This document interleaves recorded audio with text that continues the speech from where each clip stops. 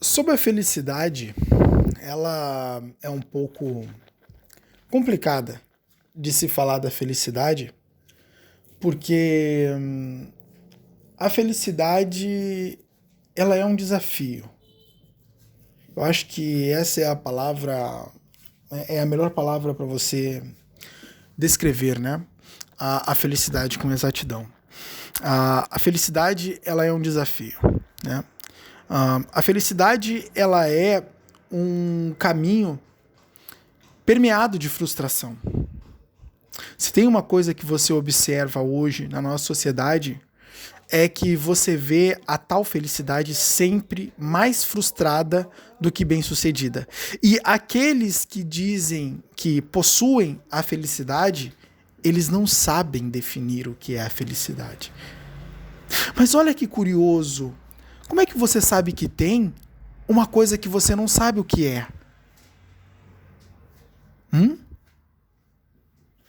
Você já parou para pensar nisso? Você já parou para pensar que às vezes você diz, eu sou feliz. Mas aí se te perguntam, o que é felicidade? Você,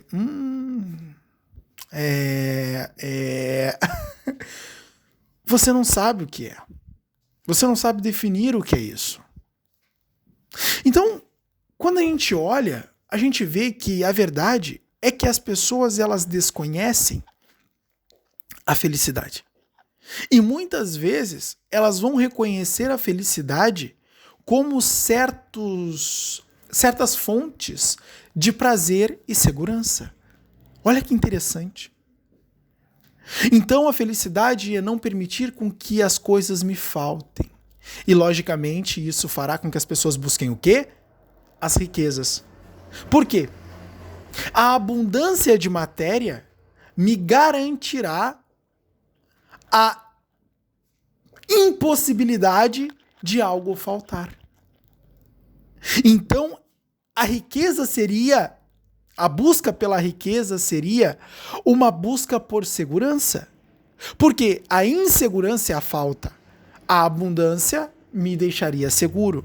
Só que é engraçado, né? Porque veja como a própria aquisição de riqueza, ela, de uma certa forma, gera uma insegurança por si só. Não é verdade que quanto mais riqueza você tem, mais exposto você é? Não é verdade que quanto mais riqueza você tem, mais necessidade você tem de proteção? Porque veja bem, por que você acredita que os ricos, muitos deles não gostam de sair na capa da Forbes ou na revista Forbes? Por que você muitas vezes acha que ricos não gostam de aparecer na mídia? Você já parou para pensar por que ricos não gostam de aparecer na mídia? Tem vários ricos que, logicamente, se expõem, mas tem outros que não. Por quê? Por que existe esse movimento na classe abastada, né? Na classe abundante, né? Na classe alta? Por que existe esse sentimento, esse desejo de não ser exposto? É exatamente porque eles sabem que possuir riquezas é um chamariz. Possuir riqueza é de uma certa forma, imã de pessoas mal intencionadas que muitas vezes podem buscar obter a sua riqueza de um modo fácil, pelo uso da força. É aí que entram os ladrões. A própria riqueza atrai ladrões, assim como o açúcar atrai formigas. Por quê? Porque as riquezas são desejáveis pelos ladrões. Então elas se tornam chamariz. Não é verdade? Então a própria riqueza, ela precisa de quê? Proteção. Porque a riqueza não tem a capacidade de eliminar a possibilidade de ser roubada. Note que as pessoas buscam a riqueza porque não querem que lhes faltem nada. Correto? Correto. Esse é o objetivo porque as pessoas buscam a riqueza, porque não querem a experiência da falta. Bom, se não querem experimentar a escassez, elas de uma certa forma querem se manter seguras, porque a própria escassez seria a insegurança. Mas a própria riqueza não se mantém segura da possibilidade do roubo. Então, a própria riqueza de uma certa forma ela gera uma insegurança. Então, a busca por riqueza para obter segurança é frustrada. Veja que louco! A busca pela riqueza para obter segurança, ela é frustrada. Porque a própria riqueza traz uma série de preocupações para com a riqueza. Não é interessante isso? Para você ver que a mente humana, ela não consegue levar em consideração certos aspectos dos seus próprios desejos. Ela exclui. É o processo de exclusão que a gente estuda, por exemplo, na PNL. Né? A gente basicamente estuda aqui, tem uma coisa na PNL que eu acho genial, que é exatamente esse processo que os criadores da PNL detectaram, né, de exclusão da mente humana. Ou seja, ela exclui uma série de fatos de seus próprios pensamentos e de seus raciocínios lógicos. Por exemplo, a exclusão disso gera uma percepção de que a riqueza ela é uma proteção, sendo que a riqueza por si só gera uma insegurança. Então acontece que quando a riqueza ela é buscada como sinônimo de felicidade, ela de uma certa forma não acaba trazendo felicidade alguma. E aí a gente tem a constatação de que, bom, se a riqueza não é felicidade, o que é felicidade? Então as pessoas de uma certa forma começam a cogitar outros caminhos para tal felicidade. E aí a gente começa a entender que a felicidade ela tem vários caminhos. As pessoas pensam em várias formas de atingir esse único fim, em vários meios para atingir esse único fim, que é a felicidade. Só que nunca se perguntam, e se a tal felicidade for inatingível? É uma possibilidade. Lógico que isso seria uma pergunta arrasadora, porque quantas pessoas de fato conseguiriam lidar com o fato de que a felicidade ela poderia ser um fim inatingível? Seria difícil, né? Porque você sabe que o sofrimento é um fim atingível. Você sofre. E logicamente, você busca a felicidade como um contraponto. Como eu preciso da felicidade. Porque no sofrimento, nesse sentimento de dor, a busca pelo prazer será meu objetivo. Não é? E aí, basicamente, a gente tem aqui o raciocínio de Epícoro, né? O Epícoro, ele é um filósofo que vai trazer a questão do hedonismo. O hedonismo se trata de você buscar prazer, né? E, logicamente, o prazer te levaria à eudaimonia, que seria, no grego, né, eudaimonia quer dizer um sentimento de contentamento. Né? Lógico que não é só isso, né? A eudaimonia ela tem uma relação com os deuses, com o divino, né? Com o estar bem suprido, como uma alma plena, né? A eudaimonia ela tem uma relação com isso, não é? E acontece que o Epícoro ele vai constatar que todo indivíduo humano busca o prazer. Todo indivíduo humano busca o prazer. Entende? E a única coisa que muda é o formato do prazer que é buscado. Alguns vão buscar o poder, por exemplo. Então, buscam se tornar grandes governantes com poder para mandar e desmandar. E quando chegam ao poder, descobrem que tem um outro mais poderoso do que eles, que quer poder também e que também quer o poder que ele tem. E aí, ele tem que se proteger do outro que quer o poder que agora ele detém. Uma merda. Uma merda total. Porque agora Aquilo que eu acreditava ser a fonte da minha felicidade, o poder de mandar e desmandar, de comandar o meu estado, por exemplo, ele já não é mais poder nenhum se comparado a outros poderosos que perceberam o meu poder e agora o querem. Ou com qualquer outro a qual eu dependo. Por exemplo, se sou um chefe de Estado, dependo dos meus ministros. E se os meus ministros quiserem a minha cadeira, o que eu farei? Estou na mão deles? Eu não posso me proteger. Porque os meus ministros são quantos e eu sou apenas um? Não é verdade? Então, se os meus ministros quiserem a minha cadeira e todos eles se juntarem para um complô, para uma conspiração, e se eu não descobrir essa conspiração a tempo de poder impedi-la? Como eu poderia impedir a tal conspiração? Note que o exercício do poder ele se torna um inferno. Um inferno. Então, quando o indivíduo ele chega lá, ele descobre, ora, o poder não é para mim. Né? O poder não era tudo isso que eu pensava.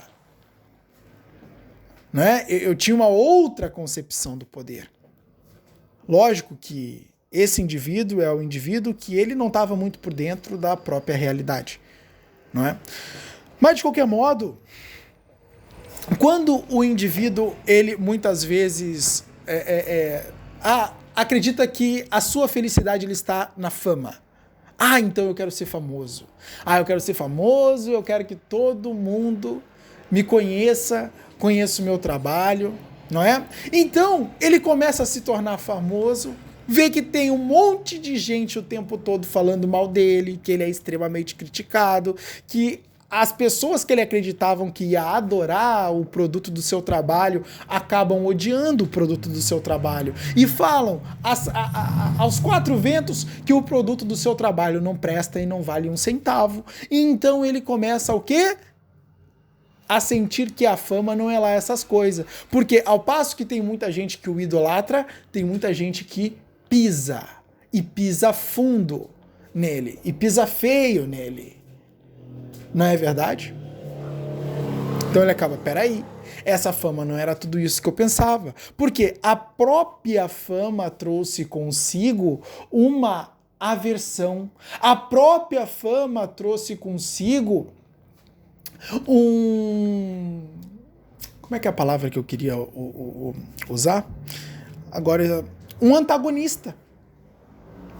Então, ele percebeu que a fama não era tudo isso que ele acreditava ser. Ela não era 100%, toda aquela adoração. As pessoas te respeitando aonde quer que você vá e as pessoas clamando pelo teu nome. Não é? Todo o cara que ele sonha em ser famoso, ele tem esse vislumbre de idolatria. E acontece que quando a realidade chega, as coisas são diferentes. Não é?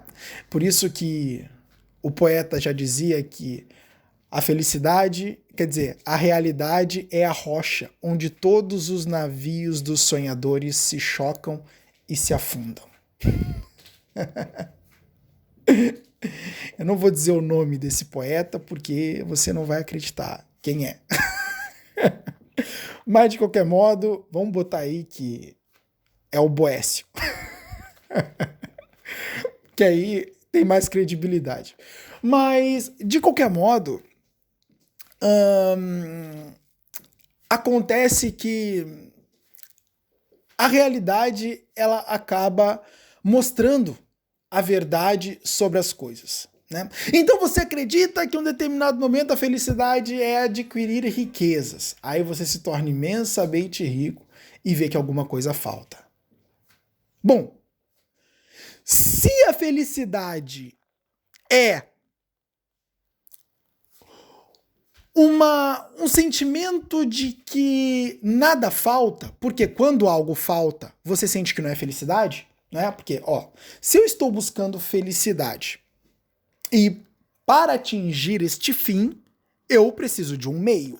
E um meio, por exemplo, que eu designo é adquirir riqueza. Bom, é um meio.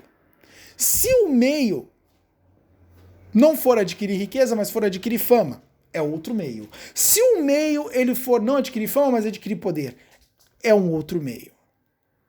Mas quando eu, por meio deste meio, chego no topo, ora, eu descubro que não era bem assim. Que tem alguma coisa que falta. Então a felicidade viria a partir do momento que este objeto desejado nos fosse adicionado, ou que aqueles objetos que não eram desejados fossem removidos. Não é verdade? É verdade. Então a felicidade, ao mesmo tempo, ela seria todas as necessidades supridas, de modo que eu tivesse o acrescentar de tudo aquilo que eu quero e a subtração de tudo que eu não quero. Bom, onde isto é possível na vida? Em que momento isso é possível na vida?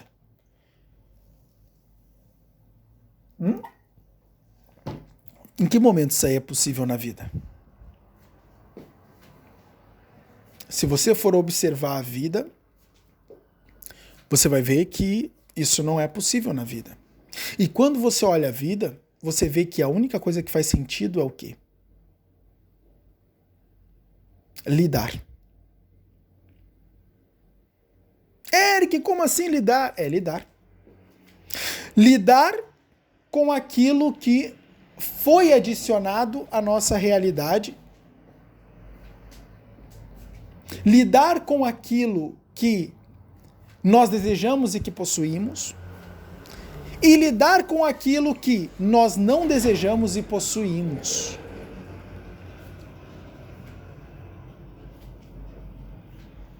A vida, na verdade, ela nunca, absolutamente nunca, será plena por meio da satisfação de todas as necessidades. Ou você vai realizar certas necessidades e outras irão ficar latentes, ou você irá suprimir as necessidades latentes para realizar as necessidades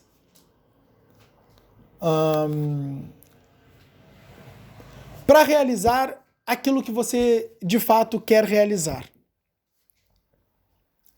Então acontece que esta felicidade é um negócio extremamente complicado. Essa felicidade ela é um negócio extremamente complicado. Porque ela tem muitos meios para se atingir, mas estes meios não nos levam a ela. Então, esses não são os caminhos para a felicidade. Bom, se esses não são os caminhos pela felicidade e que esses bens de uma certa forma nos aprazem, ou seja, nos agregam prazer, ora, qual então seria o caminho para a felicidade? Será que o caminho para a felicidade seria aquele que propôs Buda, a supressão de toda a necessidade? Onde, de uma certa forma, eu vou me desfazer das necessidades, deixando de desejar? Mas espera aí, como é que eu vivo dentro de uma sociedade sem o desejo? Como eu, de uma certa forma, deixo de desejar as coisas que a sociedade inteira deseja? Porque uma coisa é fato, as pessoas, elas, de uma certa forma, respondem facilmente ao efeito manada. Todas as pessoas olham para uma Ferrari com um olhar diferente. Logo, quando vem uma pessoa com uma Ferrari, aquela pessoa não é tratada como uma pessoa que está com um Gol. Como é que eu não vou desejar a Ferrari se eu quero o tratamento das pessoas que possuem a Ferrari?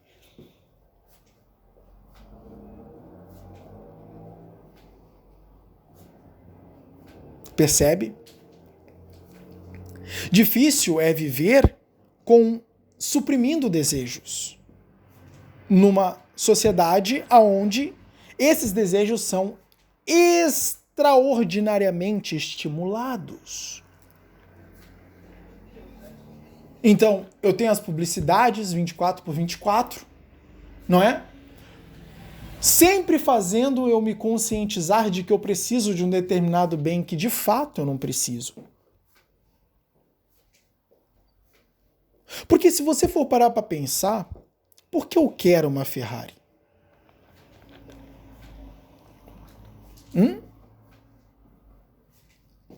É muito importante para mim ser olhado com olhos diferentes, com admiração e respeito pelas pessoas. Mas que significado tem essas pessoas para mim? Que significado tem esses olhares para mim, se não apenas inflar o meu ego? E quando eu tomo a consciência que essas mesmas pessoas que olham para mim com diferença e com respeito só porque eu tenho uma Ferrari, são as mesmas que muitas vezes olham para pessoas que não valem nada, mas que têm muita coisa. Ora, então isso mostra que essas pessoas não sabem o que de fato é bom e o que de fato é mal. Essas pessoas não sabem o que de fato é virtuoso e o que é vicioso. Elas admiram apenas por um item. Então não é a mim que elas admiram. Elas admiram apenas o que eu tenho. Ora, então a verdade é que o cara que tem a Ferrari não é admirado por ser ele. É admirado por ter o carro. Então, o carro é que é admirado.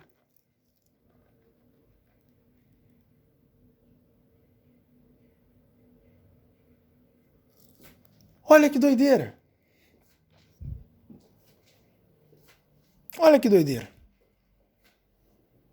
Então é o carro que é admirado. Você pensa que você é o cara, sendo que o cara é o carro.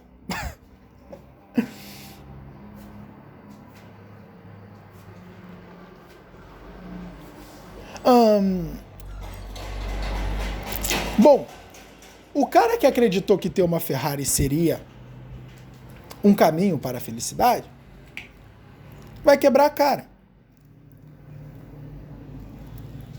Não é? Como dizia uma musiquinha que eu ouvi há muito tempo atrás, eu não sei porquê, mas eu nunca esqueci da musiquinha, embora nunca tenha escutado ela de novo, eu ouvi ela só por uma vez. Era uma musiquinha de um cara que ele nem era muito conhecido e ele cantava forró. Aí ele fez uma musiquinha assim, ó. Pagou pra ver, quebrou a cara. Eu lembro do refrão. O refrão era esse. Pagou pra ver, quebrou a cara. E é isso, né? A gente paga pra ver e quebra a cara. Quando a gente toma esses conhecimentos e quando a gente começa a perceber essas coisas, a gente começa a perceber, putz, como essa vida é complicada. Porque tem um monte de gente querendo meter pensamentos na sua cabeça. Tinha uma propaganda de um carro da Ford, agora eu não lembro o carro. Não lembro mesmo. Qual era? Fusion, claro, lembrei agora, é o Fusion. Tinha a propaganda do Fusion, e na propaganda do Fusion, né, a Ford dizia que você merece. Era esse o slogan do Fusion, né? Fusion, porque você merece. Olha só, porque você merece. Bom, quando você pega um cara que ele está enfurnado dentro de uma empresa, trabalhando 24/24 para construir aquele negócio. E em um determinado momento, de tanto trabalhar, ele obtém sucesso. Ele obtém sucesso com o que ele está fazendo. E aí aquele cara, ele sai do trabalho, ele vai para casa, muitas vezes ele está estressado pra caraca, às vezes trata mal a esposa, trata mal os filhos, às vezes não, né? Porque isso não é... não podemos generalizar, não é? Sempre tem as exceções. e a gente nem sabe se são as exceções ou se também são a regra. Então acontece que quando ele chega em casa cansado do trabalho, tem uma propaganda que tá passando na TV dizendo: você merece. Olha, cara, você tá trabalhando pra caralho, você tá se arrebentando. Olha aqui, é o Fusion. Olha esse carro lindo. Quantas pessoas não vão te admirar por ter esse puta sedã? Entende? Você vai passar na frente das pessoas, vão ver rapidamente que você é um homem bem-sucedido, que você é um businessman, que você é um self-made man. Né? Tem muitas dessas nomenclaturas para, de uma certa forma, servir como títulos, né, para estes homens que eles estão contribuindo para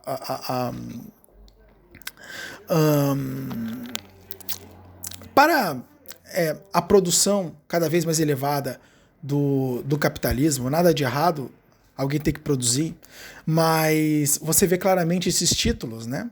Porque quando um homem vê no perfil de um outro homem escrito, por exemplo, self-made man, e é um homem bem-sucedido, ele pensa, putz, tá aí o que eu tenho que ser. Eu tenho que ser um self-made man, que quer dizer o homem que fez a si mesmo, traduzindo para o português. E aí, quando você pega, né, esse self-made man que trabalha pra caraca e soa a camisa né, e emprega energia na construção daquela empresa, não é? E aí tem essa propaganda, você merece, ele pula. Ele rapidamente, a atenção dele é captada. E ele, realmente, eu mereço. E quem você acha que é o público-alvo do Fusion? É exatamente este cara. A propaganda foi feita para ele. E é por isso que ele se conecta com ela. Então, ele pensa, eu mereço. Mas, peraí. Olha para você ver a loucura. Bom, para o que ele está trabalhando? Bom, se ele está construindo um negócio, ele está construindo riqueza. E se ele está construindo, se ele começou um negócio, foi para começar a construção da sua riqueza, do seu patrimônio, correto? Esse foi o objetivo dele. Bom, construir patrimônio é o quê? Acumular dinheiro. Bom, a gente sabe que o carro não é um bom investimento para ativos, porque ele deprecia rápido. Então, ele não está construindo riqueza na compra de um carro. Ele está deixando riqueza nas mãos de outra pessoa que está construindo, no caso a Ford.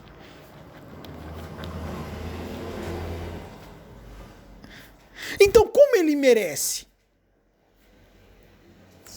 O trabalho dele não está sendo potencializado com a compra do carro. Mas lembra do padrão de exclusão da mente? Aonde ela não leva esses raciocínios em consideração, mas ela simplesmente se joga no prazer? Bom, os publicitários da Ford sabem muito bem disso. A fuga da dor e a busca pelo prazer. Essa é a regra da publicidade. Então, entendendo muito bem de psicologia, eles sabem que o cara vai pular na compra do carro. E quando aquele cara adquirir o carro para agradar pessoas que ele não respeita, para agradar pessoas das quais ele não gosta, mas apenas para sentir o seu ego inchado com tudo aquilo, bom, ele vai adquirir o carro e semanas depois, aquele carro será como o carro que ele tinha antes de ter possuído aquele. Já não valerá mais a mesma coisa. Ele não mais vai sentir os olhares das pessoas por estar com o Fusion. Ele simplesmente comprou um momento de prazer extremo, o qual se desfazerá logo ali. O qual irá se desfazer, não sei se existe a palavra desfazerá, mas o qual irá se desfazer logo ali na frente. Ora, a felicidade não estava aí.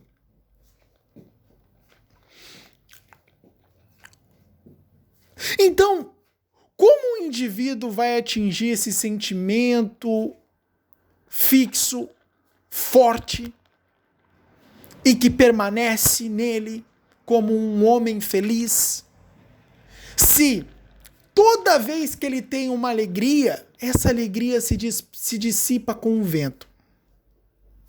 Me diga como. 100 mil agora para quem me disser como. Prometo para vocês, quem vai pagar é Deus. Mas 100 mil agora para você, se você me dizer como.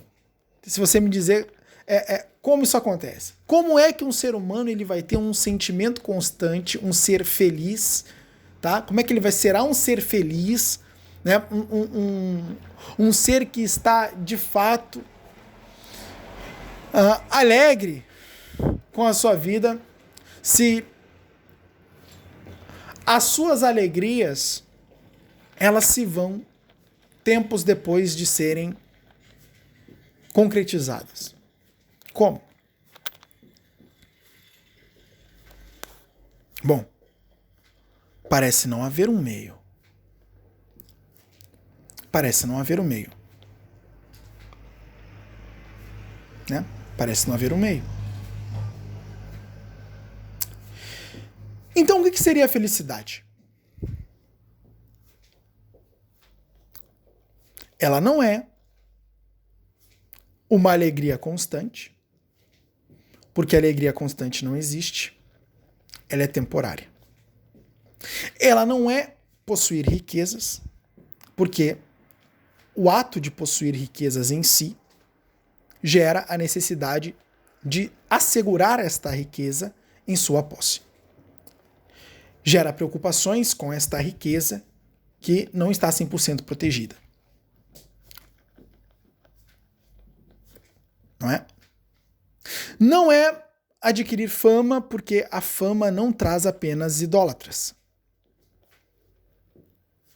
Não é adquirir poder, porque o poder, o seu poder, ele não está protegido de outro que queira o seu poder.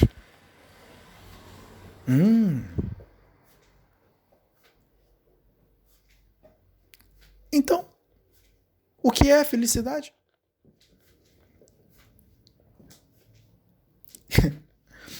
Você percebe como isso é de uma complexidade muito grande? É difícil definir o que é a felicidade.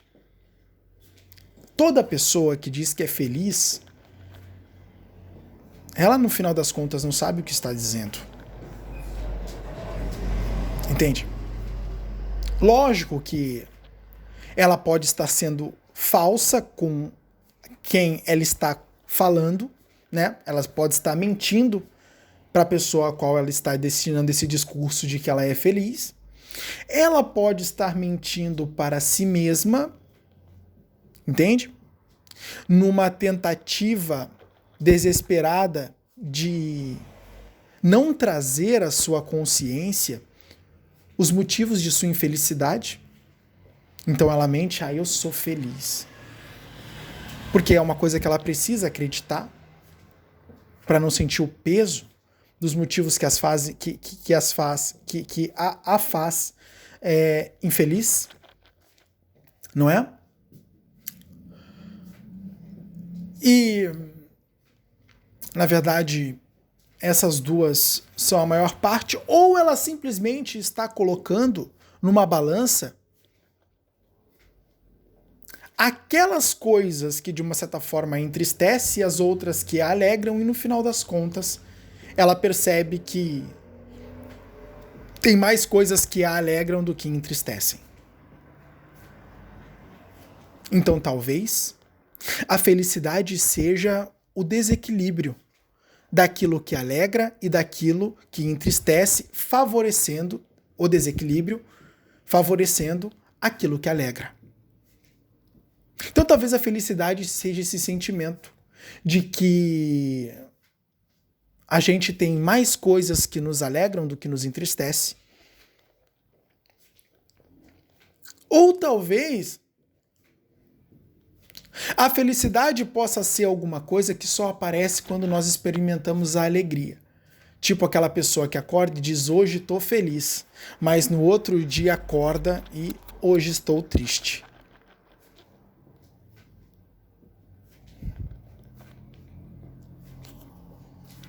né? Na verdade, isso não seria a felicidade, mas a confusão da felicidade com o estado alegre.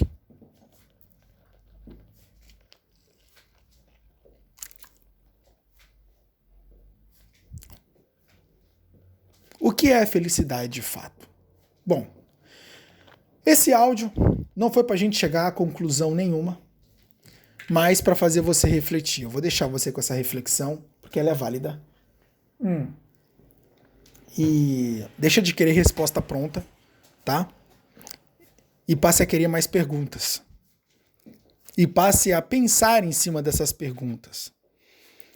Diferente de trazer respostas prontas neste áudio, eu quis estimular uma reflexão filosófica em você. Fica aí com essa pergunta. O que é felicidade?